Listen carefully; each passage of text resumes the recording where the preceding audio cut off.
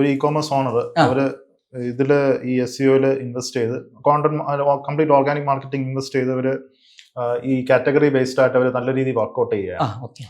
അപ്പോൾ ഇതേ same kind of products അല്ലെങ്കിൽ സിമിലർ കൈൻഡ് ഓഫ് പ്രോഡക്ട്സ് ഈ മാർക്കറ്റ് പ്ലേസസിലുണ്ട്. അപ്പോൾ നമ്മൾ ഈ പറയുന്ന കാറ്റഗറീസ് എല്ലാം അതിനകത്ത് നല്ല രീതിയിൽ റാങ്കായി നിൽക്കും. അപ്പോൾ ഇവർക്ക് എങ്ങനെ ഈ ഇപ്പൊ മാർക്കറ്റ് പ്ലേസസിലുള്ള ഈ റിസൾട്ട്സിനെ ഓവർകം ചെയ്യാൻ പറ്റും? അത് ഓവർകം ചെയ്യാൻ പറ്റുന്ന പോസിബിൾ ആണോ? അത് മാർക്കറ്റ് പ്ലേസിനെ റാങ്കിങ് വെച്ചിട്ട് ഓവർകം ചെയ്യാന്ന് പറഞ്ഞാൽ പോസിബിൾ അല്ല നമുക്ക് പറയേണ്ടി വരും. കാരണം എന്താന്ന് വെച്ചാൽ ഇപ്പൊ ആമസോൺ ജയന്റ് ആണ്, ഫ്ലിപ്കാർട്ട് അവർ ഈ പറഞ്ഞ പോലെ ജയന്റ് ആണ്. അപ്പോൾ ഇപ്പൊ നമുക്കറിയാം ക്രോമ അല്ലെങ്കിൽ ഇവരൊക്കെ ഇലക്ട്രോണിക്സ് പ്രോഡക്റ്റ് വരുമ്പോൾ സാംസങ്ങിനെയും ഈ ഗൂഗിളിനെയും വെച്ച് അലിഗേഷൻസ് പോലും ഉണ്ട്. അതായത് പലപ്പോഴും സാംസങ്ങിനെ ടോപ്പ് പ്ലേസിൽ പ്ലേസ് ചെയ്യുന്നു പറഞ്ഞിട്ടുള്ള സംഭവം പോലും ഉണ്ട്. അത് ചിലപ്പോൾ അങ്ങനെ എന്തെങ്കിലും ഉണ്ടായേക്കാം, അങ്ങനെ പലരും പറഞ്ഞു കേട്ടിട്ടുമുണ്ട്. അപ്പം അങ്ങനെ ഒരു സംഭവം വരുന്ന സമയത്ത് നമുക്ക് അവിടെ വരാൻ സാധ്യത എന്താണെന്ന് വെച്ചാൽ എങ്ങനെ അവരെ ഓവർകം ചെയ്യും. അവിടെയാണ് ഞാൻ നേരത്തെ പറഞ്ഞിരിക്കുന്ന ഈ ആമസോണിന് ഒരു പർട്ടിക്കുലർ ടോപ്പിക്കിൽ അതോറിറ്റി ഇല്ല, അറിയാലോ.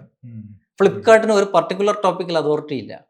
എന്തുകൊണ്ടാണ് നമ്മൾ IMA സ്റ്റുഡൻ്റ് എന്ന് ക്യാമറ വാങ്ങിച്ചുകൊണ്ടിരുന്ന ഒരു കാലഘട്ടത്തിൽ ഫ്ലിപ്കാർട്ടിനെയും ഇതിനെയൊക്കെ ഒഴിവാക്കിയിട്ട് യങ് ജനറേഷൻ IMA സ്റ്റുഡൻ്റ് എന്ന് ക്യാമറ വാങ്ങിച്ചുകൊണ്ടിരുന്ന ഒരു കാലഘട്ടം ഉണ്ടായിരുന്നു. ഇപ്പോൾ അവർ കുറച്ച് താഴോട്ട് പോയിട്ടാ. കോവിഡ് സമയത്ത് വളരെ ബൂം ചെയ്ത് വന്നൊരു ഇ-കോം ബ്രാൻഡായിരുന്നു.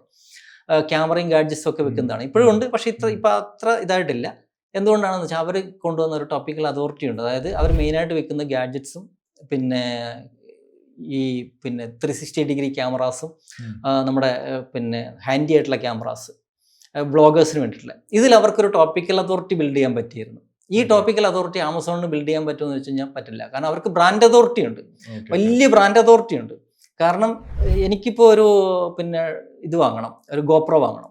ഈ ഗോപ്രോ വാങ്ങുമ്പോൾ എൻ്റെ എല്ലാ ഡൗട്ടുകളെയും ആൻസർ ചെയ്യാൻ ആമസോണിന് പറ്റില്ല. എൻ്റെ ഡൗട്ടുകളെ ആൻസർ ചെയ്യാൻ പറ്റുന്നത് ആ നീഷ് ബേസ്ഡ് ആയിട്ടുള്ള വെബ്സൈറ്റിനായിരിക്കും.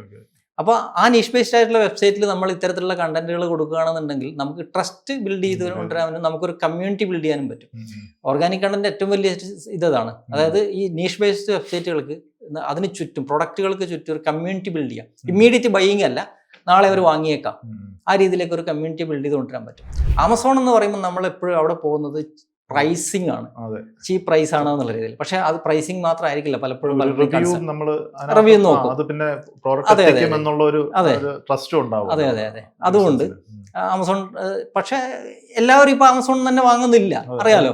ചെറിയ സെല്ലേഴ്സ് പറഞ്ഞ ഒരു ട്രസ്റ്റ് അവിടെ ബിൽഡ് ചെയ്ത് കഴിഞ്ഞാൽ നമുക്ക് ആ ഒരു ആമസോണിലുള്ള ഒരു പ്രോഡക്റ്റ് ഉള്ളത് അതിനേക്കാളും ബെറ്റർ ആയിട്ട് നമ്മൾ ഈ അവരുടെ യൂസേഴ്സിന്റെ ക്വയറീസ് ആൻസർ